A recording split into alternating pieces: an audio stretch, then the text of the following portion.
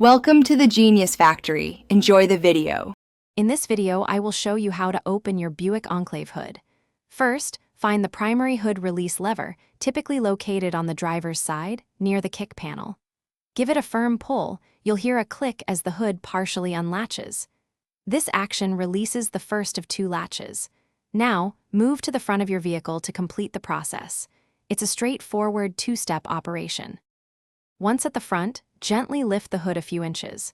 Reach your hand underneath the front edge, right above the grille area. You'll feel for a small lever or tab. This is the secondary safety latch.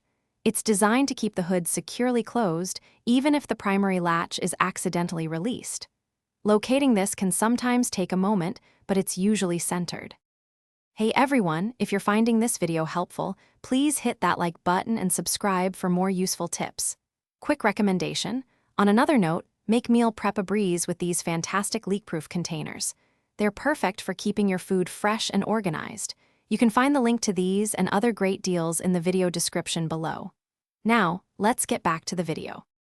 With your fingers on the secondary latch, either push it to the side, usually to the left, or lift it upwards, depending on your specific Enclave model.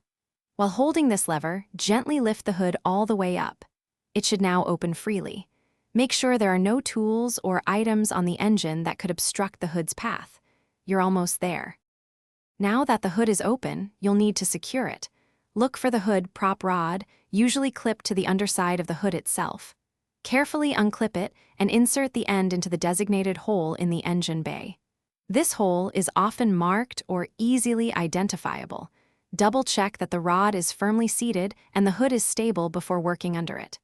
Safety first. Thanks for watching. If you found this helpful, don't forget to like and subscribe.